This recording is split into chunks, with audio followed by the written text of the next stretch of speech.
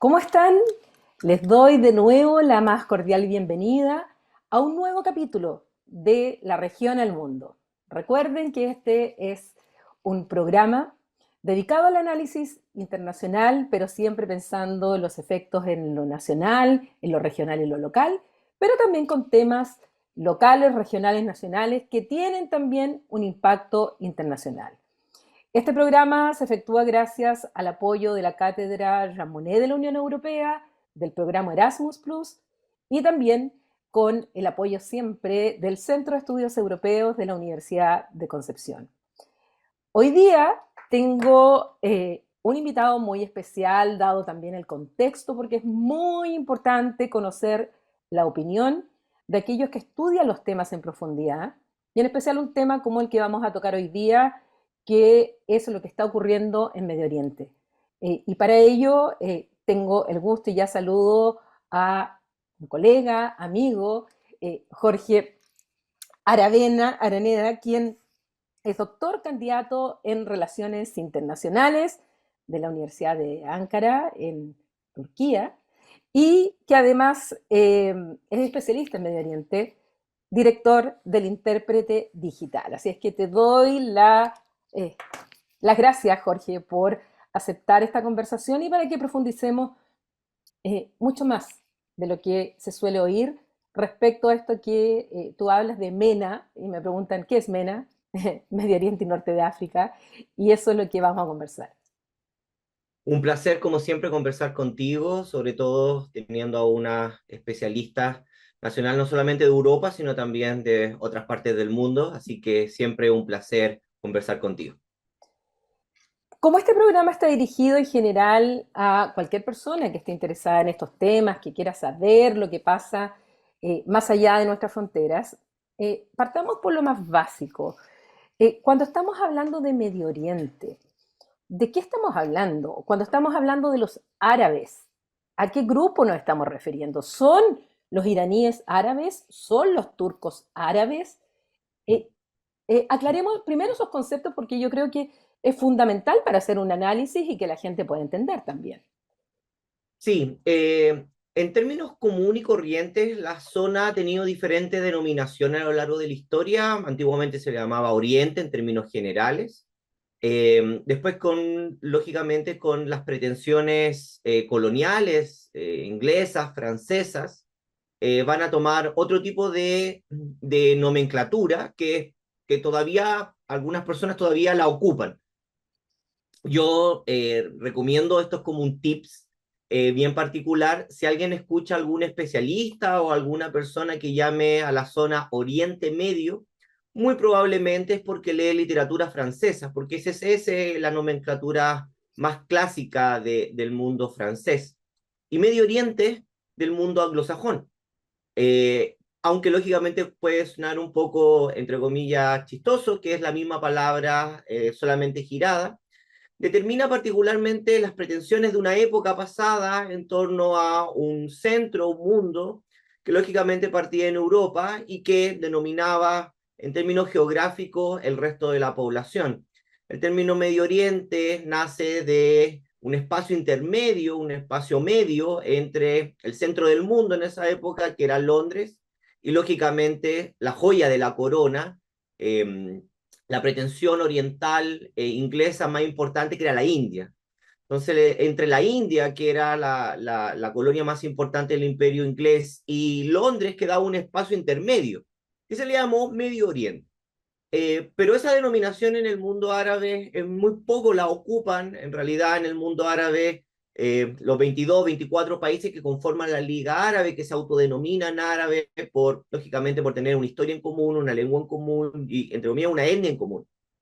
Eh, la zona se denomina entre el Magreb, el norte de África, el Mashriq, que nosotros conocemos como Siria, Líbano, Palestina y Jordania, más Irak y la península arábica, que lógicamente vienen siendo los países de Kuwait, Arabia Saudita, Yemen, Omán, etcétera, etcétera, etcétera.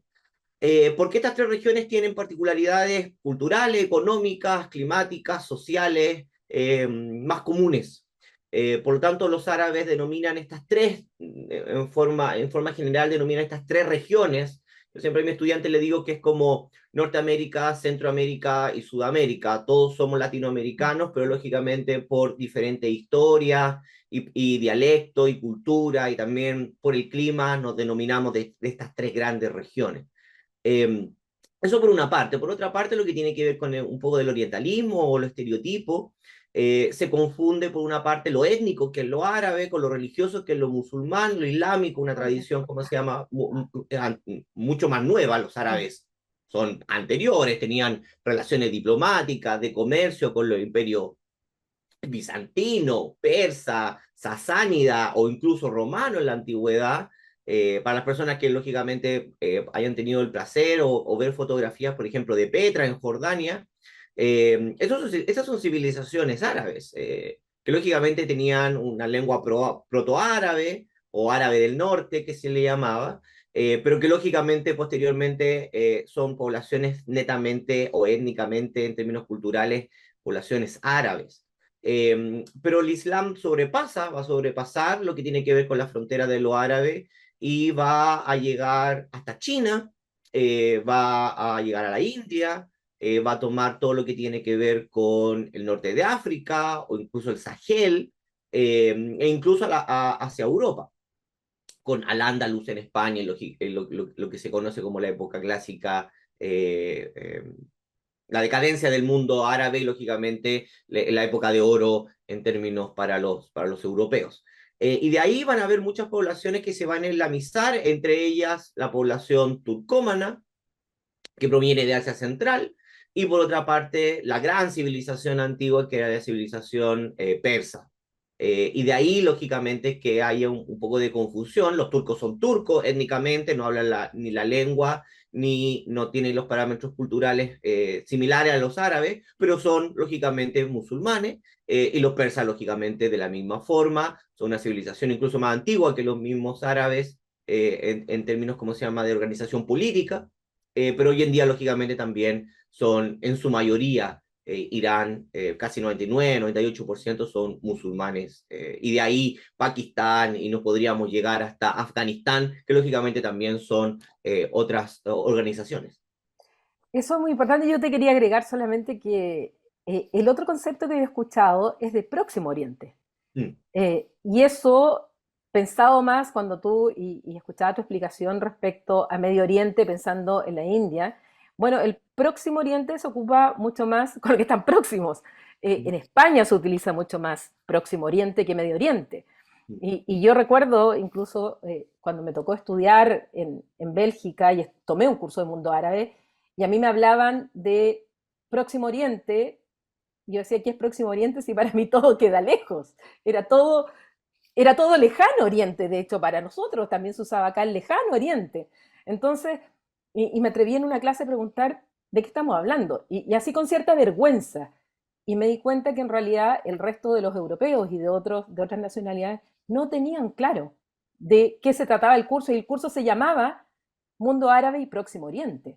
Mm. Entonces, Sí, esto es algo que incluso no solamente nos pasa a nosotros, pasa en los mismos que están en estas zonas mucho más cercanas, obviamente, que América Latina, el Cono Sur, respecto a Medio Oriente, Próximo Oriente, Lejano Oriente, Oriente Medio, o como le queramos llamar.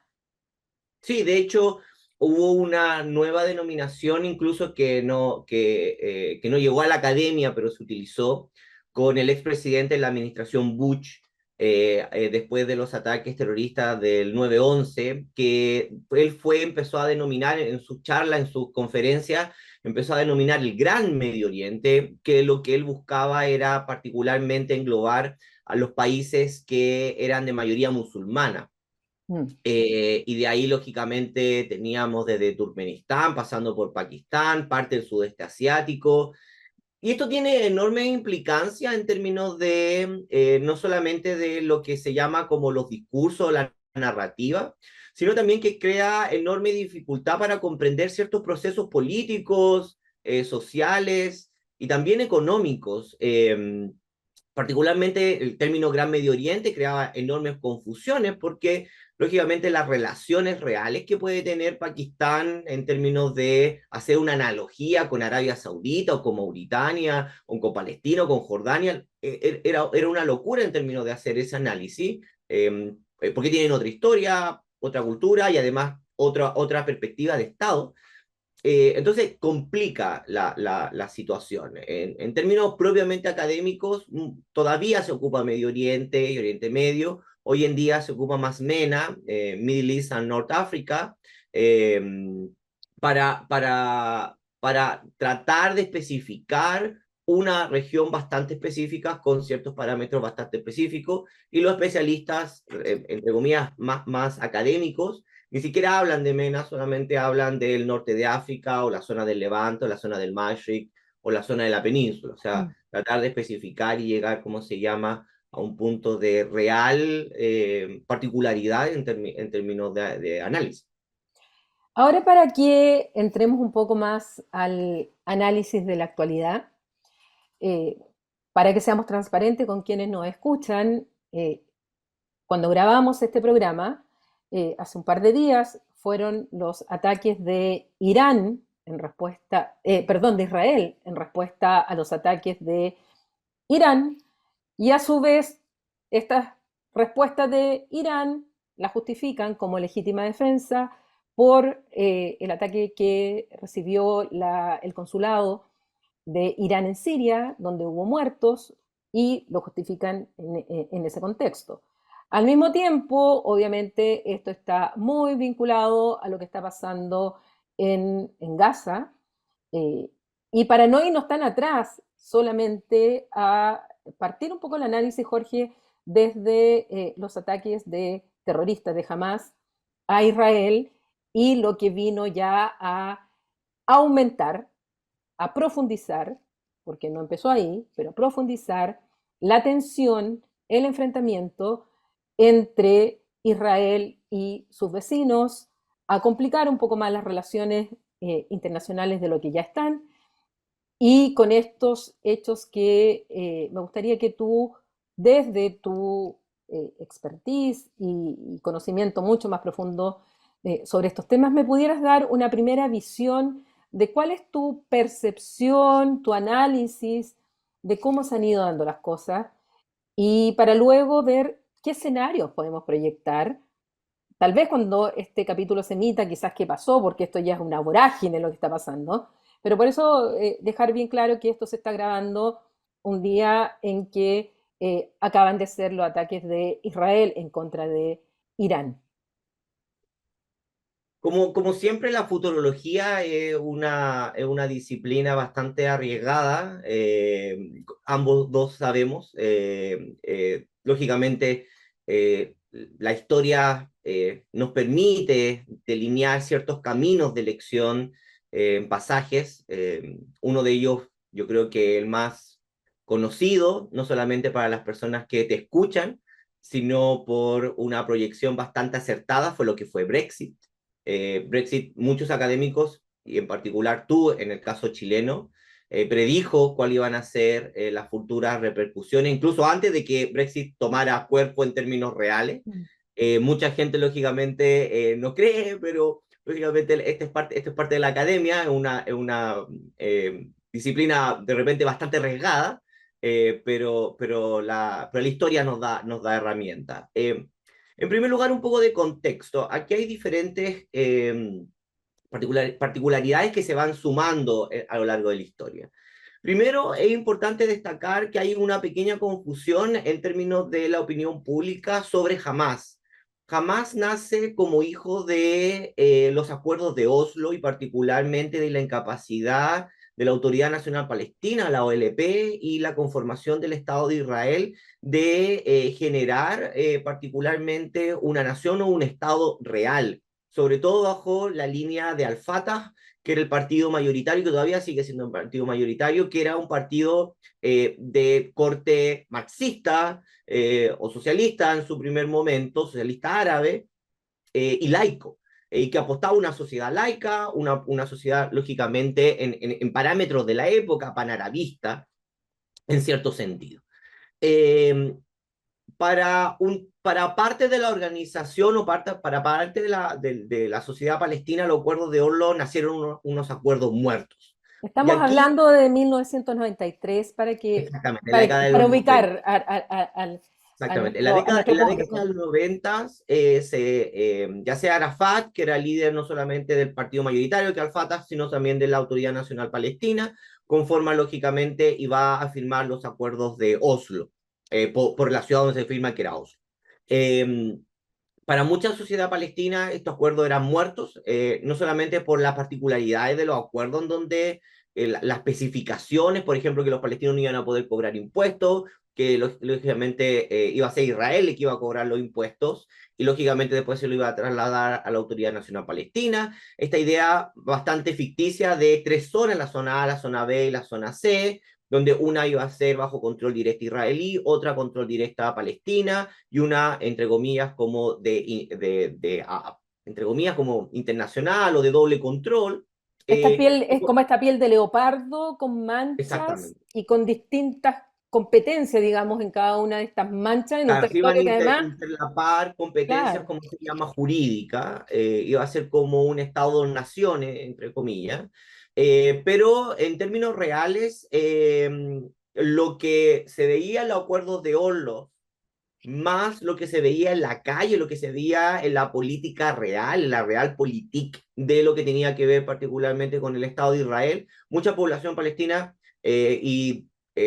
con una visión bastante clara veía de que esto no iba a llegar a ninguna parte, pues mientras que se firmaban los acuerdos de Oslo, los asentamientos, los colonos seguían expandiéndose en Cisjordania, lo que tenía que ver lógicamente con los controles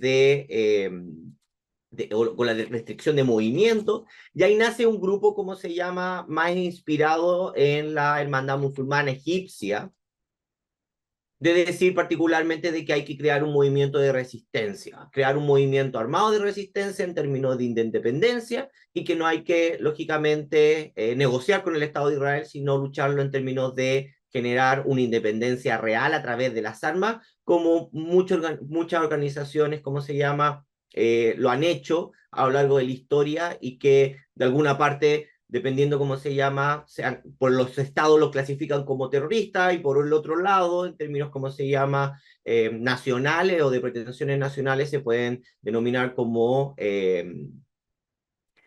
freedom fighters, independentista. como independentistas. Bueno, recordemos, Jorge, y es un dato importante lo que tú señalas, que justamente por los acuerdos de Oslo se le entrega el Premio Nobel de la Paz a Yasser Arafat, a Isaac Rabin, que era justamente su contraparte en Israel, y durante mucho tiempo Yasser Arafat estuvo en la lista de terroristas en el mundo. Y después se le entrega el Premio Nobel de la Paz. Y cuando ambos llegan a sus respectivos lugares, cuando uno llega a la Autoridad Nacional Palestina, en el caso de Yasser Arafat, como Isaac Rabin vuelve a Israel, fueron calificados por una parte importante de traidores. Y al punto en que Isaac Rabin fue asesinado por un nacionalista judío que nunca le perdonó haberle dado la mano a un terrorista como Yasser Arafat. O sea, también esos son elementos que van reforzando el argumento que tú señalas de cuál es la visión que se tiene de uno u otro en la historia y sobre todo por aquellos que terminan escribiendo la historia, que muchas veces son las grandes potencias. Exactamente, y de ahí que hay que comprender en justa medida, bajo ningún punto de vista es, en términos analíticos, justificar las atrocidades que jamás ha perpetrado, no solamente hacia la población israelita, sino a su misma población palestina, pero sí comprender cuáles son sus pretensiones y de dónde nace. Yo todavía sigo escuchando análisis de como que jamás nació en 1948 con la conformación del Estado de Israel. Por supuesto que no, de hecho su dirigencia ni siquiera había nacido para la época de 1948, que tiene que ver con otros movimientos y con otras estructuras, como se llama, ideológica de los años 90, que no son los de la post-segunda guerra mundial. Entonces, primero, particularmente, dejaría como de lado esa parte que tiene que ver con un conflicto interno. La Autoridad Nacional Palestina ha perdido no solamente históricamente su apoyo después de los acuerdos de Oslo, sino que tampoco ha podido concretar ningún tipo de los pasos de la conformación de un Estado nacional independiente, autónomo, en términos reales. Y eso tiene que ver no solamente por la incapacidad de la Autoridad Nacional Palestina, sino también porque las políticas de gobierno del Estado de Israel ha incapacitado la posibilidad cualquiera de generar un Estado real, en tanto de que incluso la economía interna palestina está completamente fragmentada, son batustanes, son esta piel de leopardo, como Mm. tú bien mencionas, lógicamente con la construcción de los muros, que están esto ha sido declarado por múltiples organismos por fuera del derecho internacional, por la libertad de movimiento, lo que tiene que ver con los checkpoints, y lógicamente con toda con la conformación de un aparato, particularmente desde la Corte Suprema, que habilita a que ciertas personas que llevan generaciones viviendo en Al-Quds, en Jerusalén, sino también en Cisjordania, pueden ser expulsadas a través de cortes, juicios legales, y lógicamente esas casas llegan lógicamente a manos de población israelita, que lo que termina es por judificar o israelizar la población, particularmente en Cisjordania. Eh, Esto, ¿cómo se llama? Lo podemos ver, por ejemplo, actualmente con lo que tiene que ver con las históricamente los armenios en Jerusalén, que han sido también poco a poco expulsados y tienen constantes disputas, no solamente con las fuerzas de policía israelitas dentro de Jerusalén, sino también de ciertos grupos de extrema derecha que lógicamente lo que quieren es que los armenios, que tienen una presencia más que histórica, incluso reconocida dentro de Jerusalén, han sido poco a poco expulsados. Ahora yo creo que también sería importante destacar, por un lado, que tú señalabas, por un lado está Al-Fatah, con la Autoridad Nacional Palestina, con su gran líder, que siempre lo fue Yasser Arafat, y por otro lado que surge Hamas, que dentro de ellos tienen una rivalidad muy importante, por todo lo que tú señalas, y donde además hay un elemento de corrupción muy importante en la Autoridad Nacional Palestina, que se le ha también atribuido mucho de esta incapacidad, y por otro algo importante que tú señalabas, que no hay que dejarlo pasar, que quienes cobran los impuestos son los israelíes. Son los israelíes quienes les entregan a la Autoridad Nacional Palestina, y por lo tanto hay una suerte de control vía recursos que también te limita el poder ejercer realmente algo que se llame poder soberano dentro de estos territorios de la piel de leopardo, donde incluso si lo pensamos, porque la gente no se imagina que estamos hablando de un territorio muy pequeñito. Estamos hablando de un territorio, en general, si hablamos de Israel y todo lo que es la parte de Jerusalén Este, todos estamos hablando tal vez de una superficie, si no me equivoco, más o menos parecida a lo que es la octava región, a la región del Biobío, y donde nos encontramos con esta situación de estos controles. Por una parte está Israel y por otra parte nos encontramos con todo esto que significa Cisjordania, donde está la mayoría, donde está controlado por Al-Fatah, pero además tenemos esta franja de Gaza, que me gustaría que les explicara a la gente qué es esta franja de Gaza, que quiénes la controlan, y dejar también en claro que esa franja de Gaza no está conectada territorialmente con Cisjordania, lo que hace también un problema para Palestina como ente, el tener estas divisiones también. Sí, la Franja de Gaza es un territorio en términos históricos bastante antiguo. Lamentablemente, con el bombardeo sistemático del Estado de Israel, la presencia de las antiguas mezquitas, casas, palacios, incluso castillos que lógicamente que estaban desde la época de Salahudino, Saladino, como lo conocen en el mundo Mm. hispanohablante, ya muchas de ellas desaparecieron o prácticamente están por desaparecer. La Franja de Gaza fue una zona del territorio palestino desde la época otomana en adelante, con puertos, con lógicamente producción de cítricos, naranjas, limones, etcétera, etcétera. Pero que lamentablemente en la época contemporánea, desde 1948, y después de 1967, con las dos, lógicamente, con las dos grandes guerras, eh, particularmente, se va a empezar a llenar de población que viene escapando desde el norte o desde el centro del país. Actualmente, los estudios que se han hecho es que el 90%, más o menos 90-95% de la población que actualmente reside en la Franja de Gaza no son nativos, no son parte de la Franja de Gaza, sino es población de que desde múltiples, lógicamente, expulsiones vinieron desde el norte de Palestina o particularmente desde el centro de Palestina, y que lógicamente poco a poco se fueron refugiando en la Franja de Gaza. En la Franja de Gaza, particularmente, un territorio extremadamente pequeño, 50 por 100 kilómetros cuadrados, o sea, una superficie bastante chica. Y lógicamente, no solamente eso, es una superficie que no tiene agua potable, no produce su propia electricidad y que lógicamente terminó, en palabras como se llama, de funcionar el organismo de las Naciones Unidas, como particularmente o de otras organizaciones, como un campo de concentración al aire libre, técnicamente.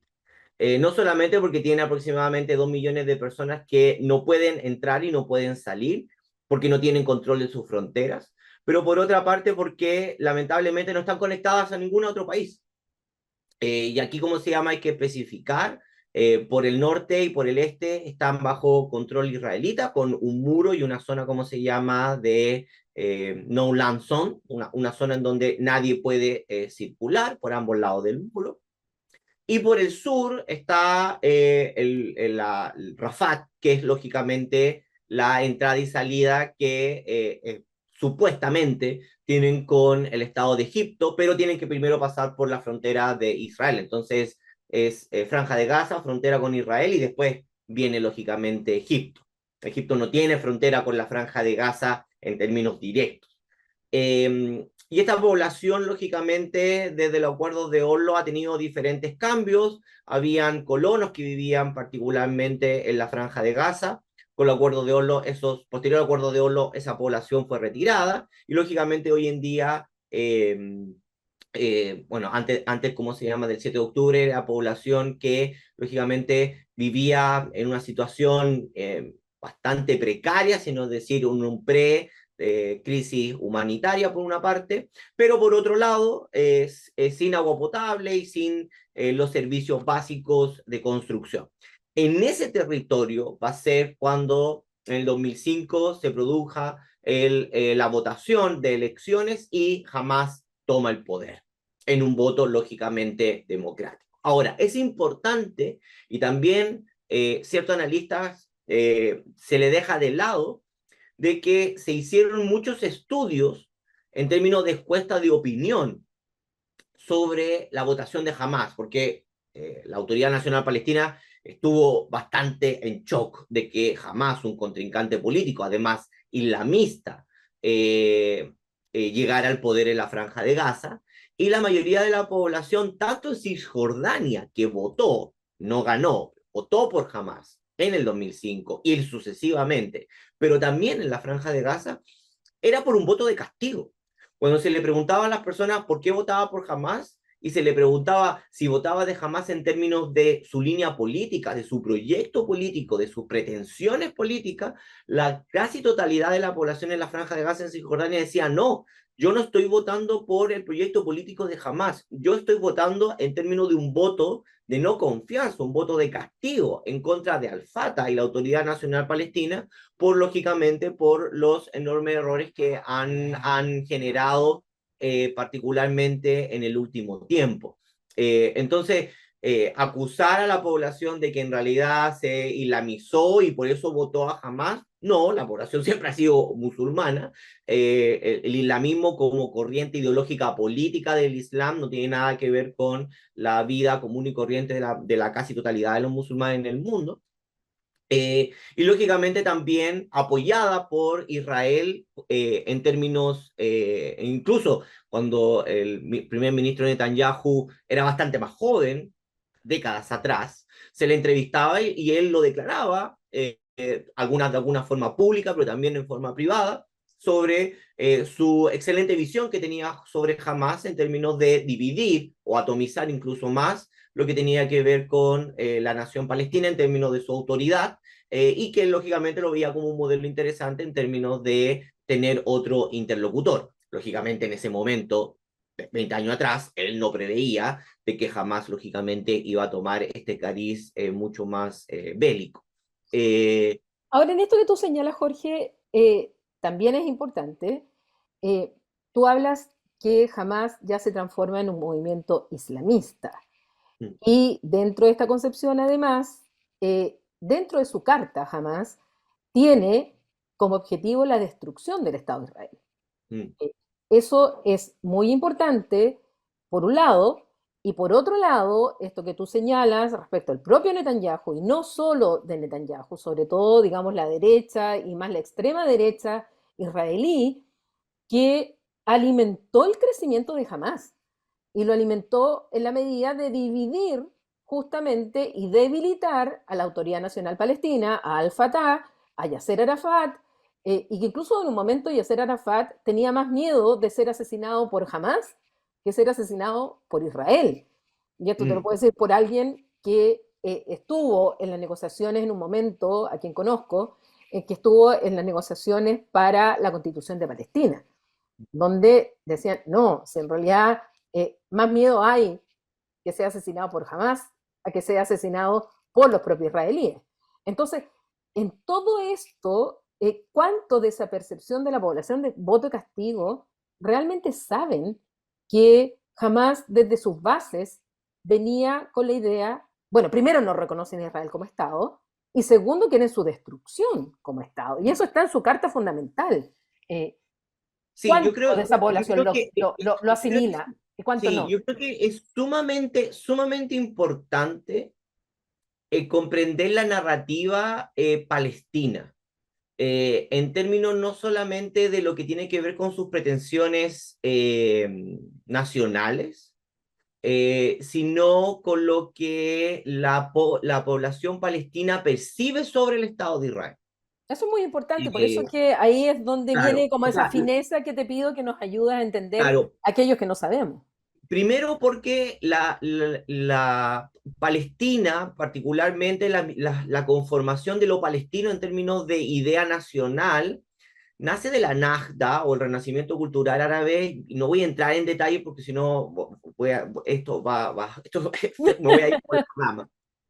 Pero es particularmente mediados de principios de 1700, 1750, como que particularmente el Imperio Turco Otomano empieza a tener pequeñas dificultades, no voy a entrar en ese detalle, pero como la idea nacionales de lo sirio, de lo palestino, de lo egipcio propiamente tal, como que empiezan a nacer. Entonces, en primer lugar, teniendo eso en consideración, eh, la primera idea fuerza es que lo palestino nace en 1948. Cuando nace el Estado de Israel en 1948, como que estos árabes que estaban dando vuelta por ahí, como que técnicamente como dicen, uy, bueno, si nace el Estado de Israel, nosotros también somos palestinos. Entonces, primero, la Nakba, que tiene que ver con el desastre de 1948, tiene dos lecturas completamente disonante. Por una parte, lo que tiene que ver con la historiografía más oficial, más clásica, nacional, de lo que tiene que ver con la conformación del Estado de Israel, y por otra parte, con lo que tiene que ver con lo palestino. Entonces, eso tiene que ver primero. En segundo lugar, lo que tiene que ver con una narrativa completamente fragmentada en términos de, y que lamentablemente nosotros lo hemos discutido en otras áreas como lo que ha sido Siria, Afganistán, de poblaciones, generaciones perdidas, en términos no solamente de que hay una población que hoy día se le llama árabe israelí, que son los palestinos que quedaban en el norte, que lógicamente no escaparon o técnicamente no se refugiaron en otros países, pero tampoco se fueron al norte, y por lo tanto el Estado de Israel los clasifica como árabe israelita y que son los palestinos que se llaman los palestinos del 48. Por otra parte están los palestinos de Cisjordania. Y son Eh, ellos, perdón, y son ellos los que tienen representación en la Knesset, en el claro, Parlamento, los palestinos del tienen 48 cupo.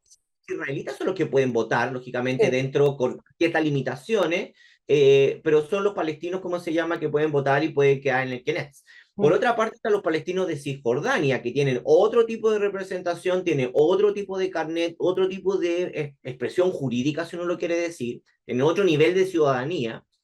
Después viene lo que son los palestinos de la diáspora, que son los palestinos que arrancaron a Siria, Líbano o Egipto, que ahí tienen que ver con la UNRWA, que es una institución que lógicamente que hoy en día también está bajo ataque, otro tema. Y lógicamente los Digamos que palestinos, es la Agencia de Naciones Unidas para los Refugiados Palestinos, para que nos entienda exactamente, la gente claro, que nos está escuchando. que nace en 1948 y que lógicamente lo que trataba de hacer era no solamente un censo de la población que está escapando, pues lo hacen cifras, sino también en términos jurídicos de decir, bueno, ¿qué pasa con esta población? Porque ellos tienen el derecho inalienable del retorno.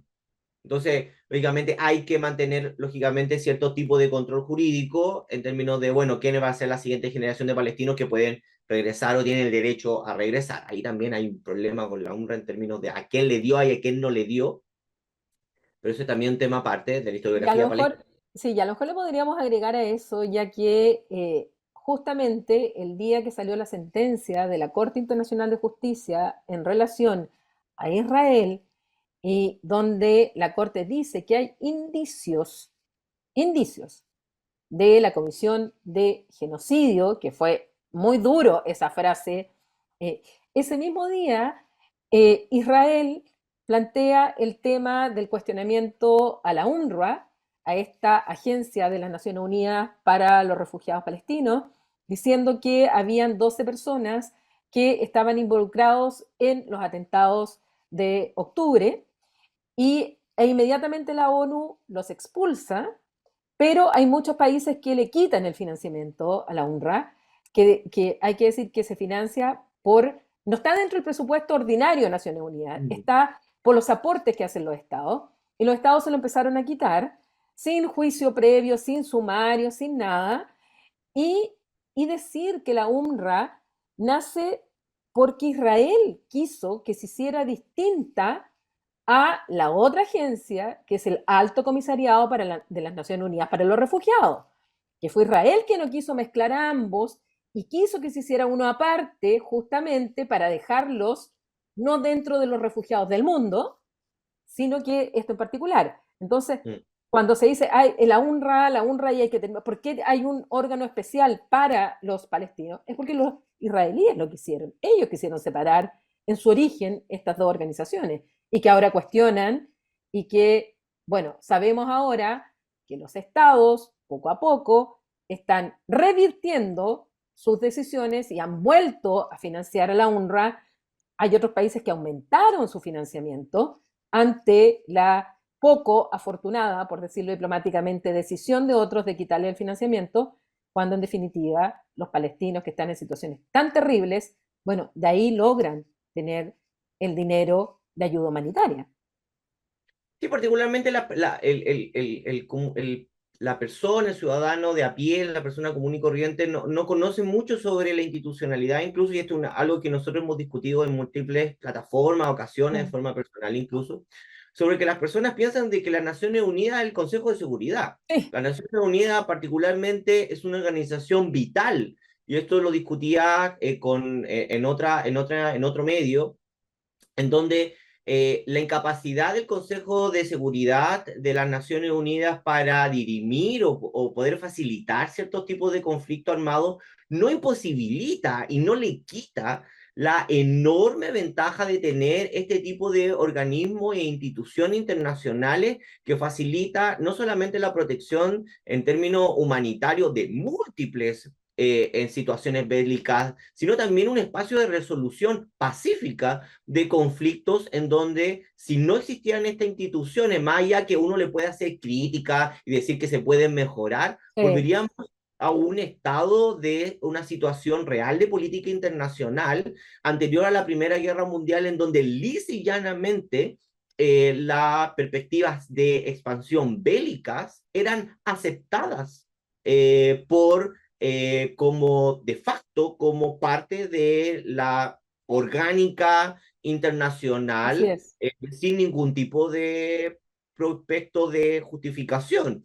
Y era incluso algo que se veía como natural en la vida biológica de las naciones, que era, ¿cómo se llama?, su expansión y concretación de mayor territorio. Entonces, eso por una parte, sin descontando lo que tiene que ver con la UNESCO, con la FAO y con otro tipo de organismos que también dependen, ¿cómo se llama?, de las Naciones La Unidas o que son Organización Mundial de la la Salud, tan importante Organización que ha Mundial de la Salud. sido en muchos temas. Sería, sí.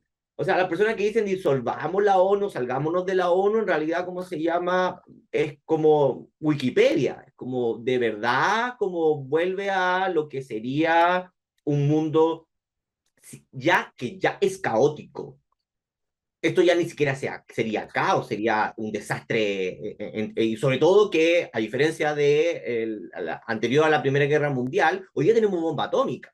Entonces, lógicamente, la disuasión y estas cosas como que, sí, no es una imagen que particularmente para los historiadores, tú, yo y otros especialistas, quisiéramos volver a ver en términos reales.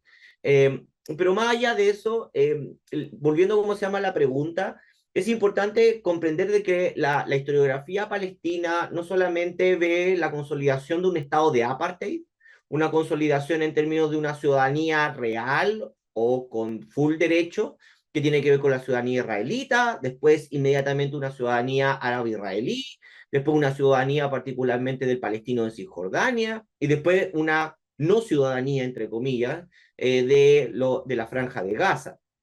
Y además con leyes particularmente sobre el movimiento, el traslado de población, lo que tiene que ver qué pasa en el caso de un palestino que vive en Tel Aviv o en territorio, ¿cómo se llama?, del norte de Palestina, que quiera irse a Cisjordania, o qué pasa si una persona se casa con alguien de Gaza, pero vive en Cisjordania. O sea, todo lo que tiene que ver con matrimonio interárabe, interpalestino, pero que tienen diferentes estatus de ciudadanía. Mm. ¿Qué pasa con los palestinos que pueden abandonar su casa pero se tienen que ir a otro país? ¿Qué pasa con su casa? Y con toda, y esto no lo, y aquí es importante, esto no es algo que lo diga yo, estos son organismos internacionales y organismos no gubernamentales israelitas y palestinos y extranjeros, tanto de Europa como de Estados Unidos, como B'Tselem, por ejemplo, que llevan un registro, pero histórico, sobre lo que tiene que ver con la diferente, ¿cómo se llama?, consolidación de un estado de apartheid dentro, ¿cómo se llama?, del estado israelita, lamentablemente. Pero también, ¿cómo se llama?, es importante comprender algo. En las últimas décadas, con la ampliación del espectro de derecha y extrema derecha dentro de lo que tiene que ver con el espectro político israelí, también ha aumentado el grueso de población palestina que también está mirando hacia la derecha y extrema derecha palestina. Entonces, y esto es interesante porque también no tenemos cierto espectro también en Latinoamérica, cuando la derecha y la extrema derecha se come a los discursos de la derecha más clásica, también arrastra a la oposición a esos tipos de discursos. Tú eres más experta en esto en términos de populismo, en Europa y en Latinoamérica, pero en Medio Oriente, como yo lo mencionaba en otra ocasión, como un laboratorio político también los vemos. Mm. Entonces, aquí también hay una dinámica dentro de lo que es la población palestina israelí que es lo que yo digo que es una generación, ¿cómo se llama?, perdida, sobre todo porque la generación de Oslo, la generación que vio una integración real, entre comillas, un tanto más pacífica, previo a Oslo, y digo muy entre comillas, esa generación ya no está perdida. Es una generación, ¿cómo se llama?, que desapareció del liderazgo político, es una generación particularmente que ya no tiene cabida dentro de las dinámicas actuales, y eso es sumamente peligroso. Es peligroso en el sentido de que la población palestina, no solamente de Gaza, sino la población de Cisjordania, ya no ve una salida política, ya no ve un liderazgo fuerte que llame a una negociación. Y eso es un punto de no retorno que Medio Oriente, particularmente, parece que los analistas están obviando. tenemos diferentes generaciones en países claves, de una generación joven que no ha visto espectro de democracia, sino la consolidación lentamente de o democracias iliberales o de llano autoritarismo. Lo tenemos en el caso, por ejemplo, de Turquía. Hay una generación que no ha visto otra cosa que el presidente Erdogan en Turquía, porque el presidente Erdogan en sus diferentes formas, desde alcalde a primer ministro hasta presidente, lleva más de 20 años, 2 décadas. ¿Sí?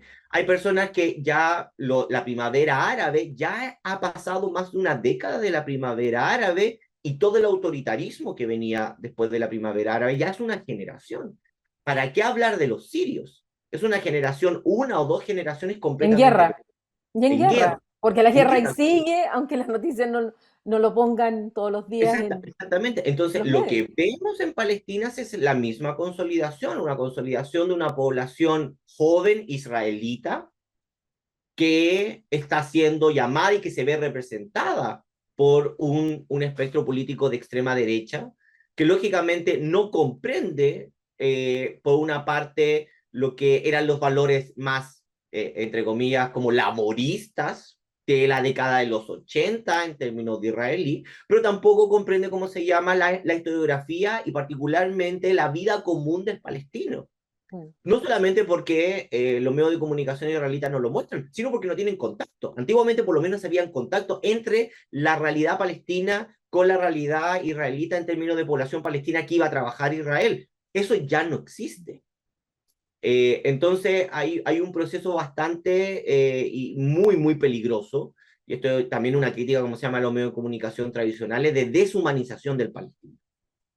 Las cifras de 40.000 muertos, ¿sí? Porque la cifra se llama más mínima, son hasta el momento Mm. 33.700 fallecidos, pero no se podemos contabilizar particularmente cuántos están debajo de vivos o muertos, Mm. lamentablemente, dentro de las casas que se han sido derrumbadas. Entonces, las cifras pueden muy fácilmente llegar a los 40.000. Ya estamos hablando Eh, de 6 meses.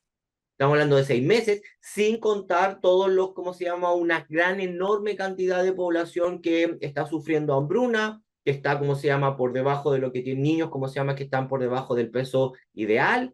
Y por otra parte, lo que tiene que ver con población que está herida o con tratamientos médicos y que no tiene acceso a ningún tipo de sistema de salud. Entonces, esa cifra literalmente puede duplicarse de la noche a la mañana si particularmente este conflicto o la invasión de Israel a la Franja de Gaza se mantiene. Eso por una parte. Y por otra parte, lo que tiene que ver, ya saliéndonos de la dinámica árabe-israelí, lo que tiene que ver con otros tipos de dinámicas regionales que llegan a reforzar esto. No a facilitarlo, sino a reforzarlo. Primero, la decisión desde la administración Obama en adelante de retirarse de Medio Oriente. Y retirarse de Medio Oriente sin dejar una alternativa. Y aquí está el primer error estratégico o geopolítico. Obama y de aquí en adelante se retira de Medio Oriente y deja como alternativa los acuerdos de Abraham. Los acuerdos de Abraham. Que lógicamente lo que hace es tratar de impulsar una normalización en términos del Estado de Israel con los países del Golfo y con los países del norte de África. Jordania y Israel, perdón, Jordania y Egipto ya habían firmado acuerdos de paz y reconocían el Estado de Israel. Esto bajo la idea de que una mayor integración económica, mayores acuerdos, mayores intercambios económicos iba a permitir, lógicamente, el paso a acuerdos diplomáticos y acuerdos de reconocimiento. Y lo social y político, y se iba a dejar de lado. Marruecos, Arabia Saudita, Emiratos y otros países más se abrieron a ese camino. Y ahí, de nuevo, la ciudadanía de a pie, pero también, sobre todo los palestinos, se sentían y se sienten que han sido borrados de la historia. Y aquí es donde Hamas particularmente hace el golpe en la mesa y desencadena, lógicamente, y pone en una condición bastante frágil a diferentes actores. Primero, presenta, como se llama, un quiebre del mito de Israel como un Estado particularmente, extremadamente seguro y que lógicamente no puede ser atacado ni por sus fronteras externas ni lógicamente por sus componentes internos. O sea, el fracaso y que todavía al israelita le cuesta comprender y que por eso no le tiene ha perdido apoyo Netanyahu en términos internos, es que el israelita no le perdona a Netanyahu el 7 de octubre, en términos de inteligencia, de seguridad y lógicamente en términos políticos y sociales. Y no comprende por qué la persona o el político encargado que tenía que lógicamente tener un juicio político por los errores del 7 de octubre todavía sigue en el poder. Eso por una parte. Por otra parte, otra debilidad que tenía que ver con que los países, entre comillas, más democráticos, también se vieron refractarios a lo que tenía que ver con la población de la calle que apoya y lógicamente mira con mucha fijación a la población palestina. Eh, y aquí es donde lógicamente los dos grandes perdedores de la ecuación es Jordania por una parte, que en términos políticos en la región parece cada vez más irrelevante. Eh, pero que tiene que enfrentar ellos mismos los drones y misiles que venían exactamente, de Irán, porque pasan por su cielo, y que Jordania también ayudó a interceptar estos drones y misiles que venían, porque obviamente caen a tierra y caen a tierra donde ellos, o sea, están en una exactamente, posición muy vulnerable a cualquier tipo de daño colateral en estos ataques. exactamente. Tienen todos los costos y ningún beneficio. Eh, entonces, aquí con la retirada de Estados Unidos, lo que generamos, o lo que se generó particularmente fue la consolidación de nuevos potencias regionales. De ahí Turquía, un tema aparte, que lo hemos conversado en otras ocasiones, Irán, eh, En la temporada anterior de la regional. sí, la temporada La anterior, pueden buscar, la pueden buscar en YouTube. la pueden buscar y particularmente es muy interesante porque muchas de las cosas que conversábamos y que estuvimos como prediciendo en esta como futurología histórica terminaron siendo ciertas. Quizás como se llama una de ellas fue la extremadamente confianza de que el presidente Erdogan iba a perder las elecciones. Yo no estaba, decía que era muy difícil que la perdiera. Paulina decía que muy probablemente la iba a ganar, pero con un estrecho margen. Yo decía que iba a ser el margen más amplio. Paulina, lógicamente, me ganó en la futurología. No es la primera vez que me gana. Y me siento muy feliz, ¿cómo se llama?, de tener una colega que me haga ver ciertos tipos, ¿cómo se llama?, de puntos. Las conversaciones académicas se dan en ese punto, en quién aporta un poco más a la discusión, no el que se resta. Entonces, particularmente aquí lo que tenemos es una nueva conformación. Primero, como ya otros analistas, ¿cómo se llama?, plantean, hay una muerte en la paciencia estratégica, ¿ya? La que Ya tenía Irán. de Irán. La paciencia estratégica de Irán se acabó y se acabó porque particularmente hay una pérdida de la confianza. Y aquí es donde, esto yo lo he dicho tú incluso más fuerte que yo, que tiene que ver con que el derecho internacional está en una de sus mayores crisis. Eh, no por el derecho internacional en sí, sino por el Estado y por las instituciones o por los políticos Por particularmente supuesto. que deberían, no solamente por sus propios intereses nacionales, sino lógicamente por la conformación de ciertos patrones sanos de comportamiento, respetar y fortalecer el derecho internacional. Eh, y esta paciencia estratégica se acaba porque a Israel le parece, y yo creo que no solamente a Israel, sino a cualquier país del mundo, le parecería por fuera de una línea roja la destrucción de un consulado. Eh, peor aún si fuese una embajada. Más allá de que dentro de ellos existieron generales de la Guardia Revolucionaria Exacto. o líderes, ¿cómo se llama?, políticos que eran de importancia estratégica para Israel, pero atacar una embajada es algo bastante singular. Y aquí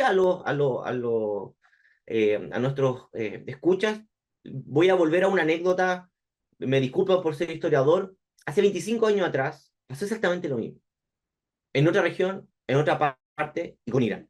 Hace 25 años atrás, ustedes me podrán corregir, los talibanes llegan al poder por primera vez y toman la capital. Y tomando la capital asesinan a 7 funcionarios de la embajada iraní. Irán, lógicamente, no quiere en ese momento y nunca ha querido entrar en conflicto directo con Afganistán, porque sería una guerra, un desangramiento sin sentido. Dos países que tienen una enorme población y además, lógicamente, para los intereses estratégicos de Irán, quiere tener buenas relaciones. Más allá de que los talibanes en términos ideológicos creen que los chiitas, que es la población musulmana mayoritaria en Irán, son lógicamente kafir o personas desviadas y que en realidad no son musulmanes. Más allá de eso, en términos políticos, Irán hace 25 años atrás presentó un escrito en el Consejo de Seguridad declarando de que esto rompía, ¿cómo se llama?, las convenciones internacionales y además, ¿cómo se llama?, el libre funcionamiento de algo que se ha respetado van a ser, no sé, casi 100 años ya, sobre, ¿cómo se llama?, la no muerte de funcionarios públicos en términos de embajada. Eh, y se firmó por unanimidad en el Consejo de Seguridad que, lógicamente, que los talibanes habían cometido, ¿cómo se llama?, algo que estaba por fuera del derecho, y que, lógicamente, tenían que pedir disculpas y, A lógicamente, modo de reparación. a Sí. modo de reparación, e Irán tomó esa carta, se la enrostró a los talibanes y el asunto se terminó. ¿No? Eh, yo particularmente creo, y no solamente yo, sino otros analistas, yo creo que Irán no hubiese atacado, no hubiera visto forzado a atacar en este acto coreográfico con 72 horas de anticipación, llamando a los turcos, llamando a los jordanos, A los llamando a egipcios. los sauditas, avisándole a Sisi, esto no es para que no se empiecen a activar los botones de, como la guerra, como las películas de los 80 donde todo el mundo apretaba botones y se destruía el mundo. Eh, Probablemente si Alemania, Inglaterra y Estados Unidos, si no mal no recuerdo, hubieran votado a favor de esa resolución, particularmente Irán se hubiera quedado mucho más tranquilo. Mm. Lamentablemente no es así. Y esto tiene que ver con algo que particularmente analistas de Medio Oriente y yo también lo pienso. Eh, no hay liderazgos fuertes en Medio Oriente y estamos con un liderazgo extremadamente débil en Estados Unidos y en Europa. Bueno, Eh, eso lo vamos a dejar para otras conversaciones porque vaya, vaya, vaya que nos toca este año temas sí. muy, muy importantes, que no solamente son importantes para los países en particular, en este caso de la elección de Estados Unidos, sino que obviamente eso trae toda una complejidad para el resto del mundo y en particular para lo que está pasando en Medio Oriente hoy día. Así que Jorge, yo nuevamente te quiero dar las gracias. eh, Muy interesante, muy clarificador, mucho de lo que nos has explicado hoy día. Y gracias porque siempre colaboras muchísimo con el Centro de Estudios Europeos de la Universidad de Concepción. No, un placer estar contigo, discutir contigo y lógicamente poner sobre la mesa ciertos tipos de discusiones para próximas conversaciones, pero también para el análisis de los días posteriores a estos ataques. Así que muchas gracias, Jorge, y aprovecho también a ustedes de invitarlos cada semana a través de nuestro canal de YouTube del Centro de Estudios Europeos de la Universidad de Concepción, de la región al mundo, para que vayan viendo nuestro análisis internacional con invitados, invitadas de lujo de distintas partes del mundo y tratando de profundizar en aquello que muchas veces la lectura rápida de los titulares, de los medios o el tiempo no nos da, y en una conversación mucho más calmada, mucho más profunda, aquí podemos ir también, con un lenguaje sencillo, podemos ir tratando de aportar. Así es que los espero la próxima semana en un nuevo capítulo de La Región al Mundo. Que estén muy bien.